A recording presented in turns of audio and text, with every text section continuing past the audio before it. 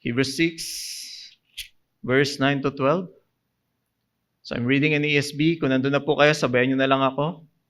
It says in verse 9, though we speak in this way, yet in your case, beloved, we feel sure of better things, things that belong to salvation. For God is not unjust, so as to overlook your work and the love that you have shown for His name in serving the saints, as you still do.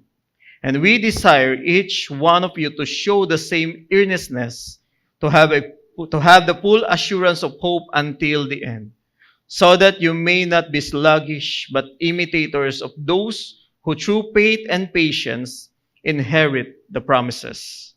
For when God made a promise to Abraham, since he had no one greater by whom to swear, he swore by himself, saying, surely I will bless you and multiply you. And thus Abraham, having patiently waited, obtained the promise.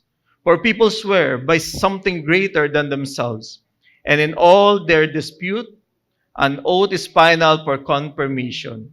So when God desired to show more convincingly to the heirs of the promise the unchangeable character of His purpose, He guaranteed it with an oath, so that by two unchangeable things in which it is impossible for God to lie, we who have pled for refuge may have strong encouragement to hold fast to the hope set before us.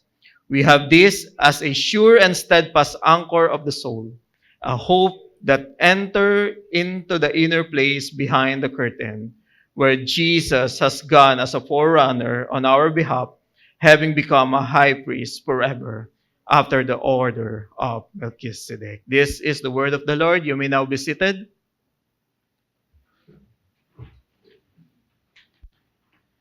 So now, good morning, everyone. Morning po. Morning, everyone. So I am Leo, one of the leaders and staff here in our church. So nasa ika-6 na linggo na po tayo ng ating seryeng Jesus Greater Than, o si Jesus higit sa ano paman, sino paman, o anumang bagay na mayroon tayo dito sa mundo. So, actually, yung week 6 natin, it is a transition, syempre from week 1 to week 5, na kung saan tinalakay natin yung nature and person of our Lord Jesus Christ. In week 1, we talk about the supremacy of Jesus Christ. Week 2, we talk about Jesus better than angels. Week 3, we talk about Jesus, the better Sabbath. Week 4, we talk about, week 3, better Moses. Week 4, better Sabbath.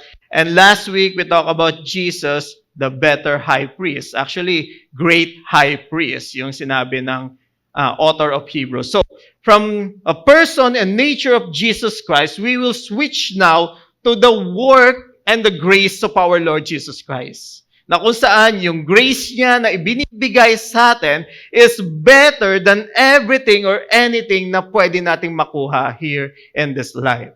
So yun po yung pag-uusapan natin. Actually, week 6 is a transition from person, the nature, to grace and work of our Lord Jesus Christ.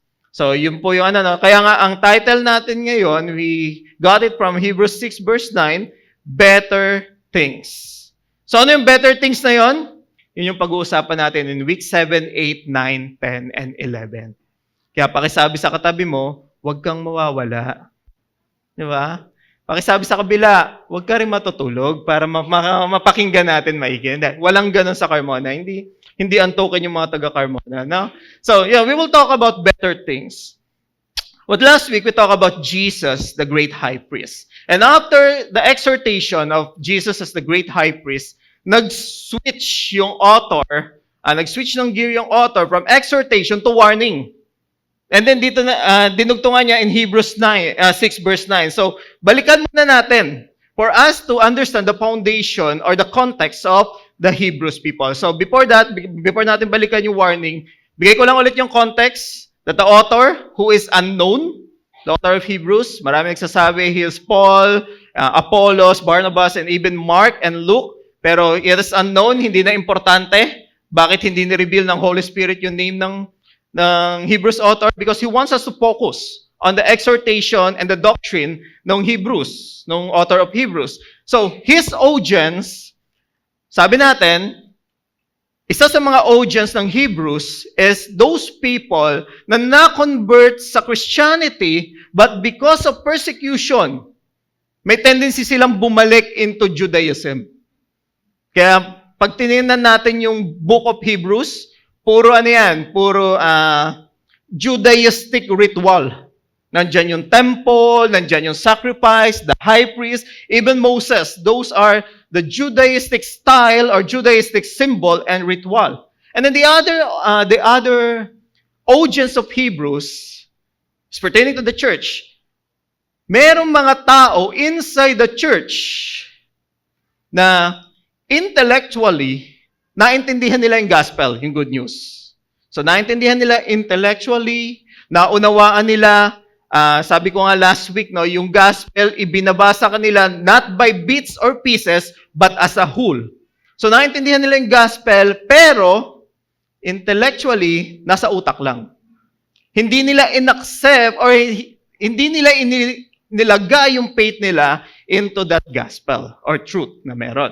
And then the other audience, possible, those priests na converted into Christianity. So, in this Hebrews 5, verse 11 to 13, is a warning. High priest, great high priest, then biglang nag-switch yung author. Warning.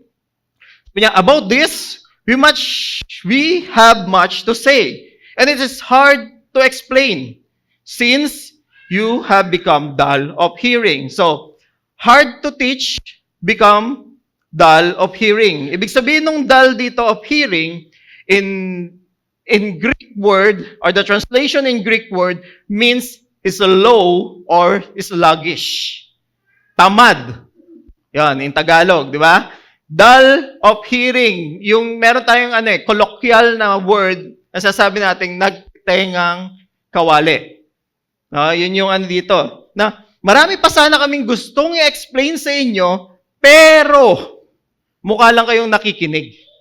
Yung tipong pag nagpe-preach, may preacher dito, nakatuto ka, pero yung utak mo kung saan pumupunta, no? Ganon yung itsura.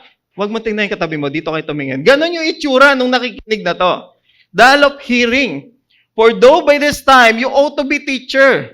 Kasi sabi niya na, ang tagal nyo na dito, ang dami nyo na narinig na sermon or preaching or teaching about who Jesus Christ is, the gospel and the truth, dapat nakapagtuturo na kayo. Pero because of your laziness or sluggishness, then ang hirap para sa inyo. So you need someone to teach you again the basic principles of the oracles of God. You need milk, not solid food. For everyone who lives on milk is unskilled in the word of righteousness, since he is the child. So sabi, dapat nakapagtuturo na kayo eh. Pero because hindi totoo sa inyo yung truth na naintindihan nyo, hindi nagmamanifest sa buhay nyo, hindi nyo ina-apply, that's why kailangan ulit-ulitin sa inyo. So, ganun yung audience na hindi pinapatamaan, direktang sinasabi ng author of Hebrews kung sino sila. And thank God, wala nun sa Carmona. Tama? Tayo, paglabas natin, gustong-gusto agad natin magturo, mag-disciple, gusto natin agad i-share sa victory group natin yung mga natutunan natin. Tama? Amen? Ba't tahimik na? Amen mo ba? Di ba? Walang ganun. Pero, ito yung yung katotohanan, the truth.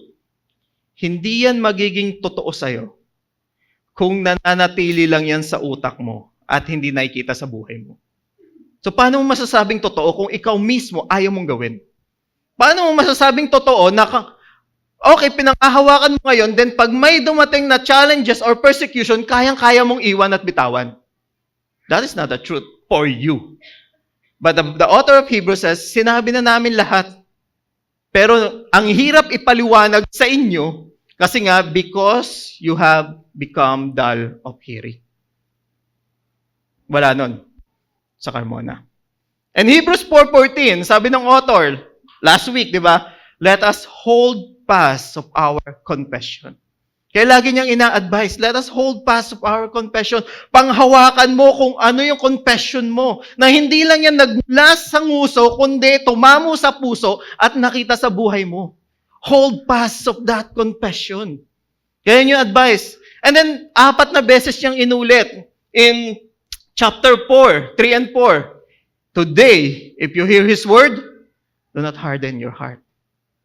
Today, if you hear His word, do not harden your heart. There is an urgency.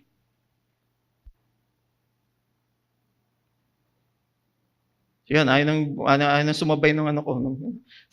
Sabi, you ought to be teacher na, we must be careful na papasok tayo. We need to test ourselves as well. Ano ba yung barometer natin kada linggo? Bakit tayo pumupunta sa church? Para lang masabi ng iba na holy tayo o banal tayo. Para lang makita tayo ng mga victory group leaders natin or members natin. Para lang mag-attendance tayo. I hope and pray we need to be careful kung ano yung mga ginagawa natin. Bakit? Itong mga taong to, nasa loob din ng church. Nasa loob din ng church. Intellectually, naintindihan nila yung truth. Pero ayaw nila ilagay yung pananampalataya nila dun sa truth. And sabi dito, since he is a child, yung bandang dulo, no? We need to be careful as well. Kasi pag sinasabi ditong, pag sa scripture, sinabing babies or, lalo na pag faith ang pinag-usapan, babies or infant in faith, baka sinasabi natin, kaya naman siguro hindi yan nakikinig kasi baka bago pa sa pananampalataya. Church, every time pag ginagamit sa Bible yung mga bago sa pananampalataya, Paul in 1 Corinthians, ang gamit niya, they are babies in Christ or infant of faith. Infant in faith. But take note dito, since he is a child. Ibig sabihin, those people na sinasabi dito is those in the church pero hindi naniniwala. Hindi sila bago sa faith or hindi sila mga babies pa in faith. But they are those people intellectually understand the gospel, nakita nila yung full presentation of the gospel, yet they don't believe. Why? They harden their heart, dull of hearing. So I hope and pray na ito rin yung natin. Na Lord, every time na pupunta ako sa church, every time that I will read your Bible, please ask the Holy Spirit to open our spiritual ears to hear His word as well. So, based on this text, 5:11 to 13, based on the word of the writers of Hebrews, used in this passage, we understand it to refers to the unsaved Jews who, because of their neglect of the New Testament truth and their turning away from it, have again become immature in the spiritual apprehension. So, hindi nila nauunawaan. So, dinescribe ng writer, yung mga taong to, in chapter 6, verse 4 to 5. Sabi doon, those who have once been enlightened, ito daw yung mga taong once been enlightened, who have tested the heavenly gift, and have shared in the Holy Spirit, and have tasted the good news of the Word of God, and the powers of age to come. So this means na yung mga Hebrews na to, listen to the message of good news, the Holy Spirit enlightened their mind and heart to clearly understand the good news, the work of the Holy Spirit regarding this truth, thorough, and it never be repeated for the purpose of making the truth clear to them. So, ganito yan. Sabi dito, you have been enlightened. So, Paul in Romans, sabi niya, we are all dead in our trespasses. That is Paul in Romans. So, sino dito, nung ginulat niyo yung patay, nagulat? Wala. Tama? Why? Because dead people means dead. Wala na silang kakayahan to defend themselves, wala na silang kakayahan to respond. So, when the Bible says, Paul in Romans, na we are all dead in our trespasses, the death done means we are all eternally dead. Why? Because of our sins. and we deserve the wrath of God. And we don't have the power to respond to the calling of God unless the Holy Spirit will renew our heart to respond on His calling. So that is the word once be enlightened. Now the Holy Spirit give life into those dead heart for them to respond. And how many of us are thankful that our God is a gracious God and hindi niya ipinipilit yung sarili niya sa atin. That's the truth about God. He demonstrates His love, He demonstrates forgiveness and justice, pero hindi niya pinipilit sa atin na tanggapin natin siya. And those people who were being enlightened, nakita nila, narinig nila yung katotohanan, maybe tumamo sa puso nila, pero by their own will, ayaw pa rin nilang tanggapin. Sino dito may kakilala kayo? Wag na lang tayo. No? May kakilala kayo na nakita nyo nang gumalaw ang Panginoon sa buhay niya. Yung tipong rock bottom na, then biglang nagbukas yung pinto, miracle ng Panginoon. Yung tipong wala nang pag-asa, biglang nagkaroon ng pag-asa. Nag-work si God sa buhay niya, pero at the end of the day, yung credit kanya pa rin. Di ba? May mga taong ganon. Sa akin lang kayo tumingin. May mga taong ganon, tama? Yun yung mga sinasabi ng verse na to. Once enlightened, tasted the heavenly gift, grace of the Lord, na-encounter nila, yung mga pagkakataong wala ng pag-asa, nagkaroon ng pag-asa, and then still, they neglect the Lord. And sabi dito, and have shared in the Holy Spirit. So, I just want to post here, share the Holy Spirit, kasi marami sa atin nag-spiritual foundation, masyadong theological yung mga taong to. Baka sabihin nyo, are they indwelled by the Holy Spirit? So, the word shared here in the Holy Spirit doesn't mean that they are indwelled by the Holy Spirit. So, once we believe that Jesus, accepted Jesus as our Lord and Savior by grace through faith, we will save. And then, we will be baptized by the Holy Spirit and we will be indwelled by the Holy Spirit. That's why the word God is in us is in the New Testament. So, indwelled by the Holy Spirit. So, the Holy Spirit will pray for us, the Holy Spirit will guide us, and we became the temple of the Holy Spirit. But the word here, shared in the Holy Spirit, doesn't mean that they are already indwelled by the Holy Spirit. Ang ibig sabihin nito, if we will look at the original Greek text of this expression, ibig sabihin nito, the Holy Spirit worked with him side by side. So ibig sabihin, hindi pa siya indwelled by the Holy Spirit, but the Holy Spirit is working with him side by side. Ginamit din to sa Hebrew, I think chapter 2, Jesus better than angels, nung sinabi na yung angel is partner of our Lord Jesus Christ. So ganun yung sinabi dito, yung Holy Spirit nakikipartner na sa kanila, pinapakita na yung power ng Holy Spirit evident na sa kanila, yet they don't believe. So yung ibig sabihin niyan, shared in the Spirit. And then tested the good news of the Word of God and power of the age to come. Ang ibig sabihin lang nun, gumagalaw yung banal na Espiritu sa buhay nila, tinutulungan, sinasamahan sila. Isang step na lang yung kailangan. Repentance. And because they hardened their heart, parang baliwala or naneneglect yung galaw ng Holy Spirit sa kanila.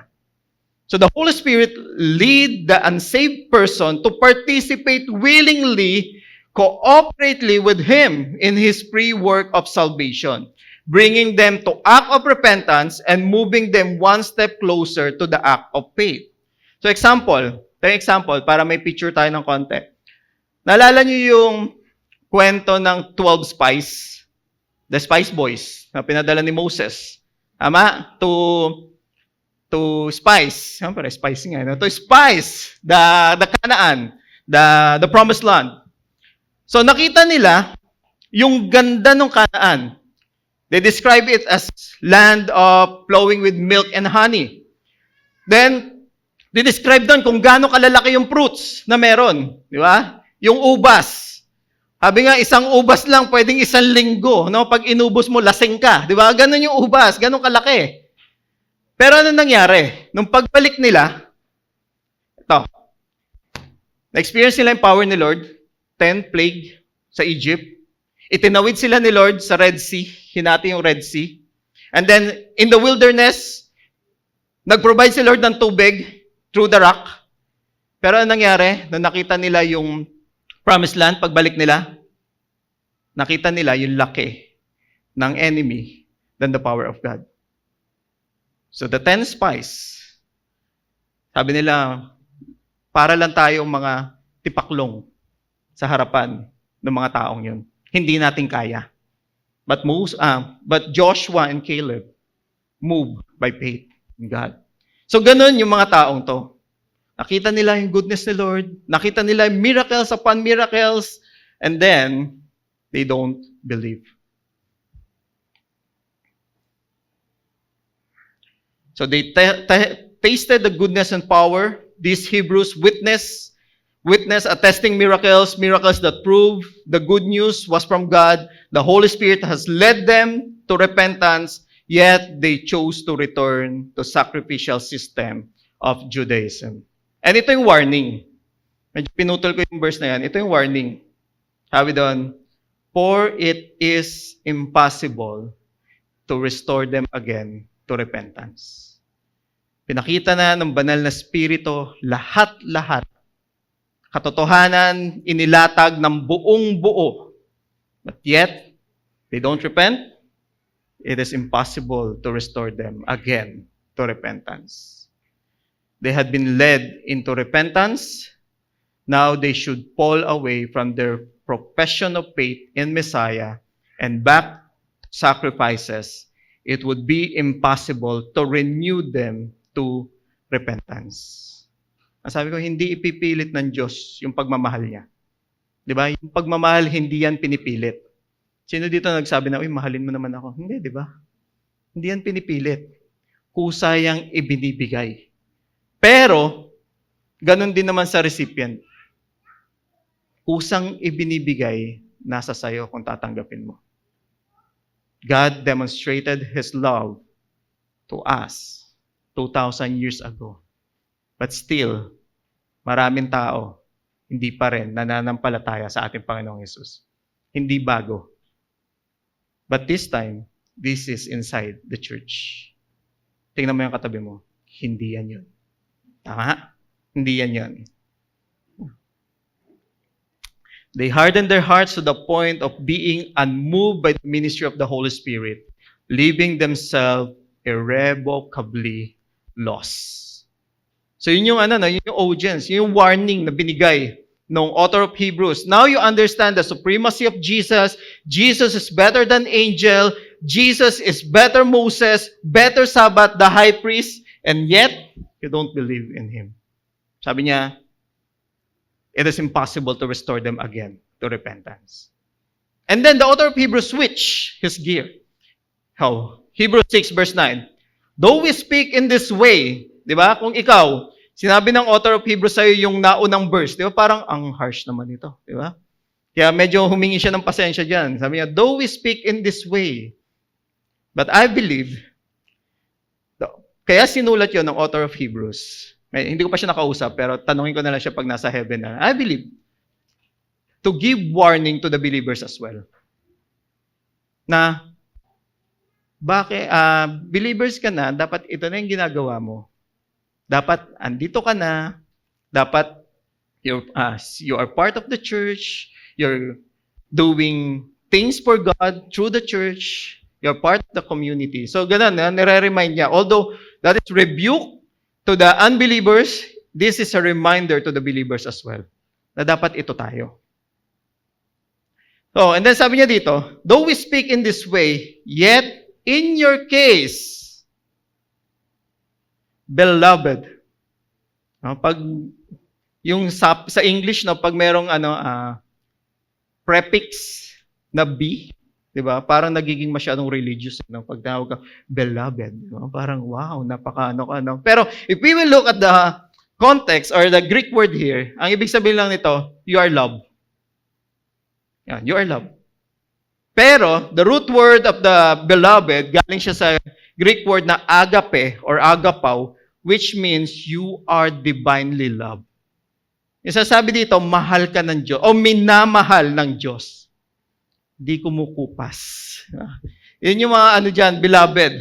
Sabi niya, from unbeliever to beloved. Ito naman yung ano niya, yung advice and encouragement of the Hebrews. And take note, this beloved, isang beses lang itong lumabas sa book of Hebrews.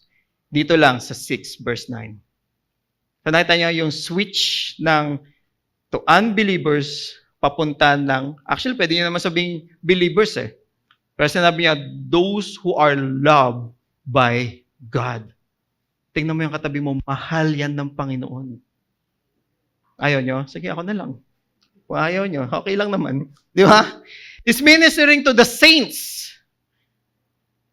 It shows that the Holy Spirit has produced His fruits in their lives and that they were truly saved ones. Yung beloved na tinawag niya dito, ibig sabihin, evidence sa kanila yung salvation. Evidence sa kanila yung work ng Holy Spirit. We are beloved, we feel sure of better things. That those who are loved by God, we feel sure of better things. Things that belongs to salvation. The writer assure the believers of better things. His conviction was the result of proof. Nakita ng writer yung attitude and person ng mga taong loved by God, and he is sure that there is better things for them. So ano yung better things? Next week, the other week natin pag-uusapan. He also persuaded that things accompany salvation are true to them. And what is my point? There are better things and better promise for those in Christ. How many of us believe that we are beloved? Wala? Okay lang. If you are beloved, there are better things and better promise for us. I love how the author persuaded the readers about the better things belongs to salvation. Hebrews 6 verse 10. Yan. Sabi na dito, for God is not unjust so as to overlook your work and the love that you have shown for His name in serving the saints as you still do. So sabi niya dito, no, God is not unjust. The better things that we have, inangkor niya sa attributes ni Lord. That our God is a just God. But let me explain this further. This is not about our salvation. Why? Because we cannot serve the justice of God. It already been served by our Lord Jesus Christ on that cross. So, we are positionally righteous, have no sin in front of God positionally because of what Jesus did on the cross. So, we are justified in front of God. And ano yung just na meron dito? Sinasabi ng author of Hebrews, sabi niya doon, overlook your work and love. Na yung ginagawa mo, yung pagpapagal mo para sa mga saints, and dahil ipinakita mo yung pagmamahal ng Diyos sa'yo, kumbaga, nag-o-overflow yung pagmamahal ng Diyos sa'yo, kaya ginagawa mo to His people. Yung saints dito means believers. Okay? Hindi mo kailangan mamatay para maging santo. Okay, the Bible calls those believers as saints. Ang mga katabi mo, mukha bang santo yan? Oo, santo yan. Okay? Saint. Medyo pangit pag dinugtong ko sa pangalan ko. No? Sige, but, ang ibig sabihin lang nito, yung work na ginagawa natin, sino dito minsan nakakapagod yung work of the ministry? Walang gusto umamin, no? Mausap tayo mamaya pag umamin ka, di ba? Sometimes, the work na ginagawa natin sa Panginoon, medyo nakakapagod. Lalo na, tayo, we have this culture na gustong-gusto natin na-appreciate.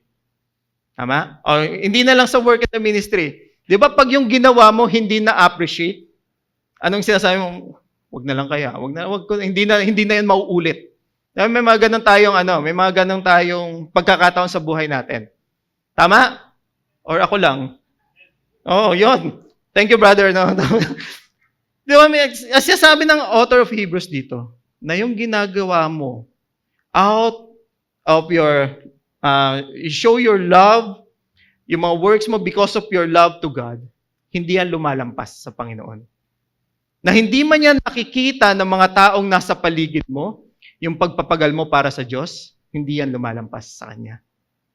And He is just to give the reward na para sa iyo. Remember, believers, mga nag-spiritual foundation, I encourage everyone to attend our spiritual foundation next year. No? Mga believers, di ba, hindi na tayo dadaan sa judgment ng heaven or hell because we are sure ba tayo? Na because of Christ, papunta tayo ng heaven. And yung judgment na dadaanan natin is for the rewards, the good works na ginagawa natin. So, we're not doing good works for us to be saved. We're doing good works because we are saved. Tama? So, God is not unjust na hindi makita yung mga ginagawa mo. Kahit hindi yan nakikita ng kapwa mo Kristiyano, hindi nakikita ng mga ministry heads mo or even your leaders, nakikita ng Panginoon yan. And sino sa atin, magpapasalamat na, yes, hindi man nakikita ng mga tao sa paligid ko ngayon, pero pagdating natin sa langit, sabihin natin sa atin ng Panginoon, well done, my good and faithful servant. Receive the crown because of your good works. Pero I hope and pray na totoo yung mga good works na ginagawa natin. The motivation as well as the execution of our good works. So, we'll talk about this, we'll have a preaching about eschatology. So, tsaka natin pag-usapan yan. Okay? Your work, ministering to the saints, love for the name of God. Those hardship that we endure because of ministering to the saints, flowing from the tremendous love for the glory of God, God is not unjust to overlook it. The justice of God provides assurance of salvation and always honor and uphold those who cherish His mercy. They acknowledge those who cherish His mercy. Those are people that acknowledge that they do not deserve God's mercy, kaya nag-overflow yung work sa kanila. They respond with gratitude, humility, and obedience. They live in a way that reflects and honor the mercy they have received even in the midst of persecution. So let me share this story. Na in 1st to 2nd century, there is a theologian named Tertullian. But before Tertullian, bago siya na-convert into Christianity, galing siya sa Africa, and then he observed Christian people. Nung napunta siya sa Rome, nakita niya na itong mga taong to, this is around 70 AD to 200 AD, kung saan yung mga Kristiyano, yun nga, pinapakain na sa leon, sa gladiator arena, sila yung ginagawang entertainment, then sinasaksak ng flagpole, tapos binubusan lang langis, ginagawang lamppost. Yun lang naman yung mga persecution nila. Walang-wala, di ba? Panis, parang gano'n, no? The Tertullian observed na itong mga taong to, Christians specifically, na even ginagawa silang torch, they shout the name of Jesus, they worship God. That even papakain na sila sa leon, they still worship God as well. And there is a documents from non-Christian writer or historian. Sabi niya, there is a group of cult yung tawag yan sa Christianity, no? Who worship Jesus, and they are so parang napakaiba nila because in spite of persecution, they're still able and capable to worship God. So tinawag nilang cult. This is from non-Christians account. So when Tertullian nakita niya yon, anong meron sa mga Kristiyanong to? Anong meron sa mga totoong believers na to? And his interest of that Christianity, yun yung nag-give way para ma-convert siya into Christianity.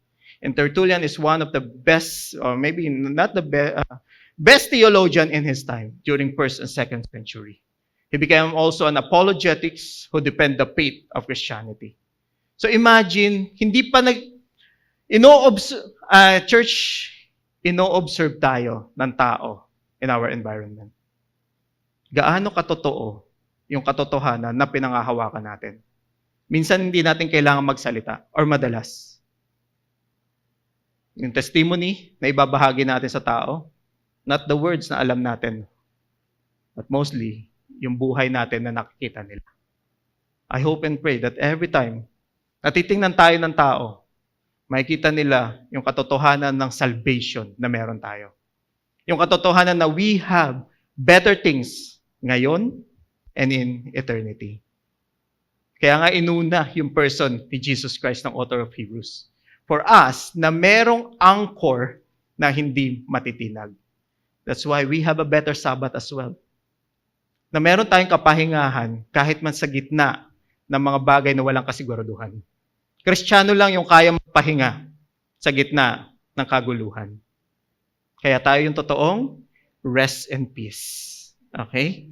Tingnan mo yung katabi mo, mukha ba natutulog lang? Rest and peace. Hebrews 6:13-15.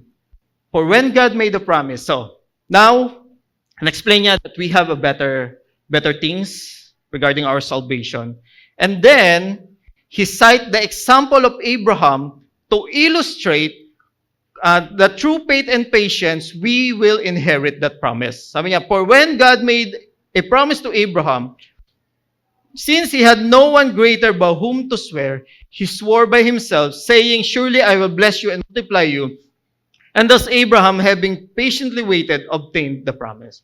So, in our context, or ngayon, pag gumagawa tayo ng promise, pinky finger lang, tama? Promise, di ba? Ganon. Or sometimes, to make it legal, pinipirmahan yung nangyayari.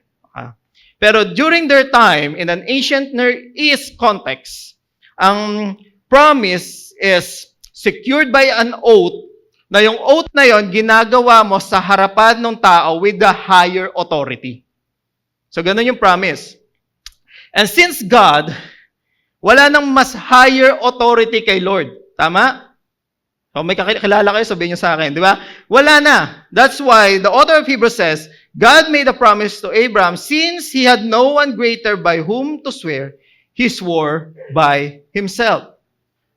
So parang, nung inisip ko to na, Lord, parang ikaw yung nag-promise, then sinwore mo sa sarili mo, then ikaw yung mag-execute. Bakit di mo na lang execute ng diretso? Di ba?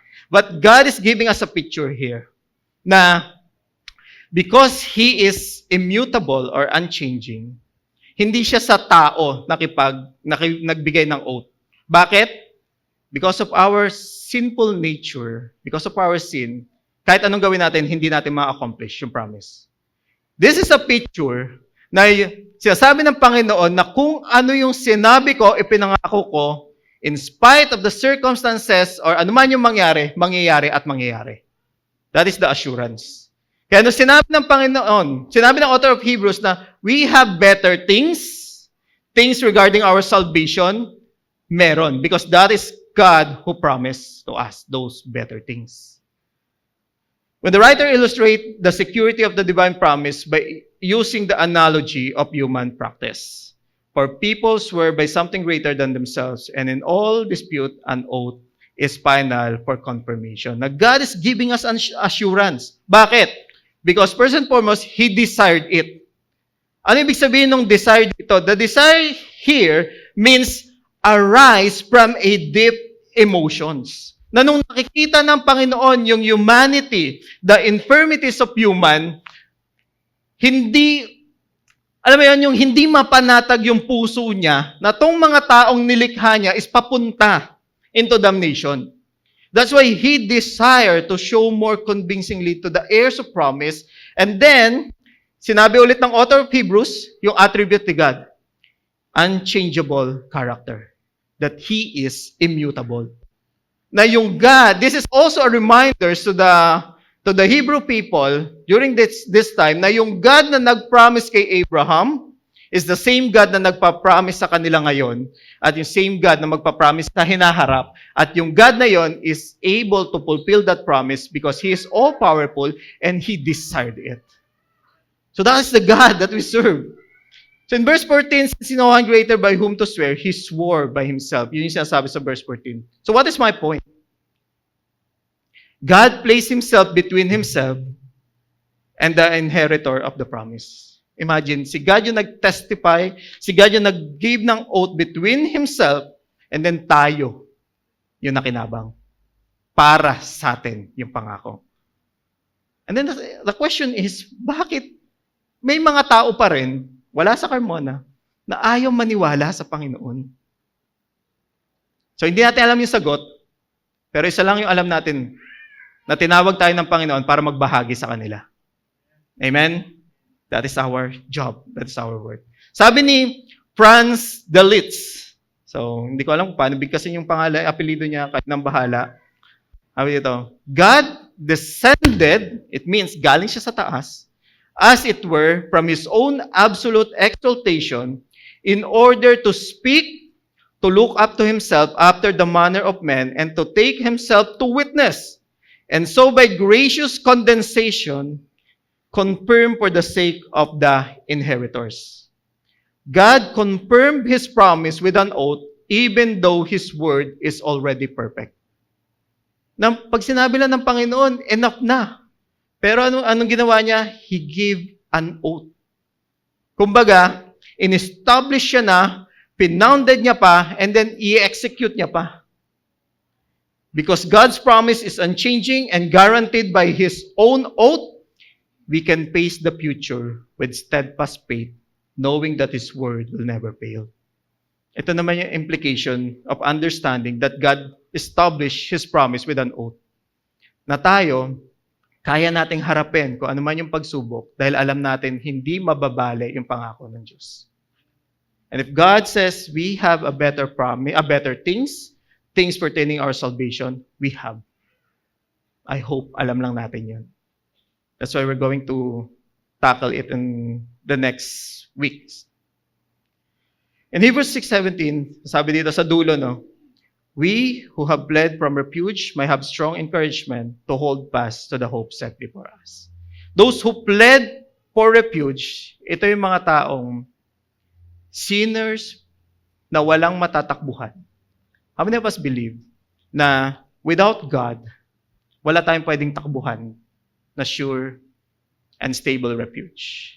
Yung kinakanta natin kanina, lilim, ibig sabihin lang noon that God is our fortress, that God is our refuge in times of need. And sinners, that includes you and me, wala tayong ibang pwedeng takbuhan or malalapitan na hindi abot ng galit ng Panginoon, kundi sa Kanya rin mismo. We who have fled for refuge may have a strong encouragement. This is our strong encouragement that if God is for us, who can be against us? Ang makapagsabi lang nun is those who truly believe in the truth about our Lord Jesus Christ. God is for us, who can be against us? This hope which believers has in the Lord Jesus is an anchor of the soul which cannot be made to totter nor break down when we put under the stress and strains. Na yung pag-asa na meron tayo, kahit ano pang pagsubok yan, if it is true and anchored in our Lord Jesus Christ, it will never break down. The hope believers have in the Lord Jesus is a steadfast anchor for the soul, unshaken and unbroken, even under the greatest pressure of life. This is the better things that we have in Christ. Hebrews 6:19. We have this as sure and steadfast anchor of the soul, a hope that enters into the inner place behind the curtain. Then again, a picture of the high priest. So hindi ko na masyadong itatakal to because we will talk about that sa mga susunod pang weeks. We will talk about the covenant na Jesus entered the holiest holy not to sacrifice for himself because he is sinless, but to sacrifice once and for all for the salvation of humanity. So that is the place behind the curtain, the holiest of holy. But the tabernacle holiest of holy is just a picture of the heavenly holiest of holy. And the Bible says Jesus seated on the right hand of the Father on that holy place. So high priest, an implication on merong nagpipray sa atin, to those believers. Meron tayong representative who represent us to God as well as represent God to us. That is our high priest. So, sabi ko, hindi ko sasabihin masyado. Next week, we'll talk about that. So, a question is, how are we going to respond on this truth? We have a better things. We have a secure future that the promise giver is able and capable. How are we going to respond? Hebrews 6:11-12. Sabi doon, and we desire each one of you to show the same earnestness to have the full assurance of hope until the end. So this is the prayer of the Hebrew writer. So that you may not be sluggish. If we will read chapter 5 and chapter 6, ito yung attitude na ina-address nung author of Hebrews. Will not be sluggish. So ano yung sign? One of the greatest danger in the Christian life is not an open rebellion or an obvious sin. One of the greatest danger in Christian life is quiet, subtle, unnoticed sluggishness. Katamaran. You don't fall into it suddenly. No? Parang hindi naman agad-agad may impact yan. But you drift into it. The Greek word for sluggish means slow, dull, or lazy. So ano yung mga sign of sluggishness sa Kristiyano? Number 1, ito lang yung mga ilan, pero marami to. You've lost your hunger for God's Word. Yung parang okay na sa'yo yung buong linggo na hindi nakakabasa ng salita ng Diyos. Na parang napipid ka na lang ng Word ni God pag nasa Sunday worship ka or nasa Sunday service. Yung iba, nakatulugan mo pa. And then prayer becomes an afterthought instead of a lifestyle. Na hindi na yun yung first priority natin. First na priority pa. Na hindi na yung top priority na meron tayo, yung prayer. But lumalapit na lang tayo sa Panginoon kapag sablay na lahat. You stop noticing the needs of community. Yung unti-unti, inihihiwalay na natin yung sarili natin to the believers. Take note. The author of Hebrews, meron ding unbelievers inside the church. How much more outside the church? At kung wala ka sa community, sinong magpapalakas at mag-encourage sa atin? You become sluggish. And then the last, you live on yesterday's faith instead of fresh daily trust in God. Yung tipong mga taong hindi makapag-move on. Yes, it's a good thing to look back kung ano yung ginawa ng Panginoon sa atin sa mga nakalipas na taon or oras ng buhay natin. Kasi doon natin makikita yung greatness niya. But I believe, when the Bible says His grace is sufficient, hindi yung ibig sabihin na yung grace niya sufficient lang noon. But even at your very moment, His grace is sufficient. At sa mga susunod pang panahon. Kaya nga ginogrow tayo ni Lord yung faith natin from glory to glory. So I hope and pray na, yes, yesterday's faith, I hope pag titingnan natin yung yesterday's faith, at titingnan natin, kamusta yung faith ko ngayon compared to yesterday. I hope nag-grow tayo. We are not sluggish. So you lost the hunger of God's Word. Prayer becomes afterthought instead of lifestyle. You stop noticing the needs for community. You live on yesterday's faith. And then sabi niya doon, no? But imitators of those true faith and patience inherit the promise. Yes, God, the author of Hebrews used Abraham as a picture, but if we will read Hebrews 12, nandun yung hall of faith, those are the people we imitate. Just like what Paul says to Timothy, follow me as I follow Jesus. Sino yung mga taong i-imitate natin? Those people who follow Jesus. We live in a world that is full of voices na kung sino yung susundin natin. Tama? Social media calls it those influencer. I'm not against them, but the question is, as a Christians, ano yung voice na pinakikinggan natin? Ano yung example na sinusundan natin? Ano yung katotohanan na pinangahawakan natin? And that is imposible na malaman apart of the Word of God. Church, do not be sluggish. The Christian life is not a race that we run alone. God has given us a cloud of witnesses. Cloud of witnesses. From Genesis to Revelation today, hanggang sa age of church today, God placed people of faith into our midst for us to imitate them. Question is, whose footstep are you going to follow?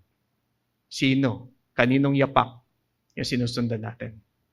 I hope and pray, first and foremost, yapak ng ating Panginoong Jesus, as well as the faith of those people who were murdered because of their faith, because of their witnessing to our Lord Jesus Christ. As I end, I invite everyone to stand. It's my one point message. The promise of better things that come with salvation is sure and secure because it rests on the unchanging nature of God and is anchored in Jesus Christ. My encouragement, hold on to our confession. Panghawakan natin. Believe and persevere because He who promised is faithful.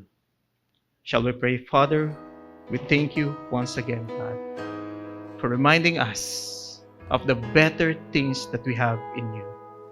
The better things you already prepared for us, and the better things you have given unto us, O Lord.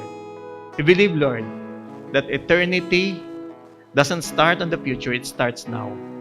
When we accept our Lord Jesus as our Savior and our Lord, we believe that eternity starts now at this very moment. Lord, I pray na kung may mga pagkakataon, Panginoon, na nagiging dull yung pandinig namin sa iyo, Panginoon. Nagtetengang kawali kami sa tawag mo, O Diyos. Lord, I pray na you will break this heart of stone, O God, into a heart of flesh, O God. Convert it into a heart of flesh, O God. So we'll be obedient to your calling, O God. Lord, help us to understand your voice. Help us, O God, to always go near to the throne of grace in whatever situation that we are in. Lord, dalangin ko na kung meron man sa kongregasyon na ito, O God, na may panalangin na hindi pa natutugon, katagpuin mo sila sa kanilang sitwasyon, O Diyos. Ipakita mo ang iyong kadakilan at ang iyong kapangyarihan, gayon din ang iyong pagmamahal sa bawat isa. Dalangin ko, O Diyos, na panghawakan namin yung katotohanan na inilatag ng mga nauna sa amin sa pananampalataya. Panghawakan namin yung katotohanan ito na anuman yung sitwasyon, tulungan mo kami na hindi namin ito mabitaw. Salamat, O Diyos, dahil naniniwala kami na Ikaw ang nakahawak sa amin at hindi kami ang nakahawak sa iyo. Dahil malaki ang posibilidad na bumitaw kami. Pero since you're the one who's holding us, thank you, Lord. we are sure and secure that there's a lot of better things for those who believe in our Lord Jesus Christ. Lord, we declare that Jesus is all we need, and Jesus is better than anything and everything, or even anyone in this earth and in heavens above. Lord, may you bless your people.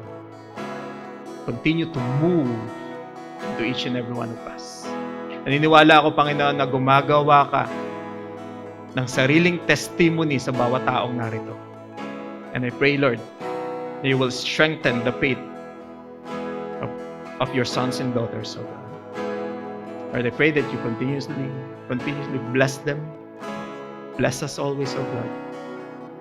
As you said in your word, the Lord bless you and keep you. May the Lord make his face to shine upon you and be gracious to you.